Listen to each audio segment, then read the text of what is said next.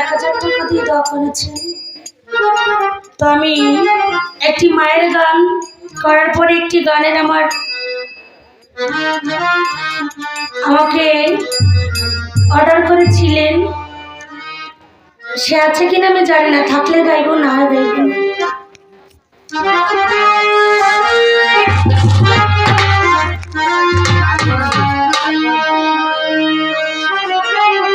মা এমন একটি ধন, পৃথিবীতে যার মানে সেই বুঝে।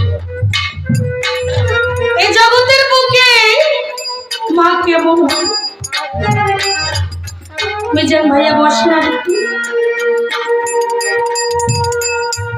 আমি যেদিন প্রথম আমার মায়ের গর্ভে আসলাম,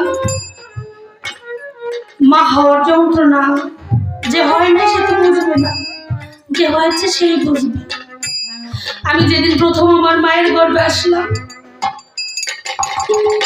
আমি আসাতে আমার মা কিচ্ছু খেতে পারে না, বমি দেয়, গন্ধ আসে। কত কষ্ট করে আমাকে দুনিয়াতে আনার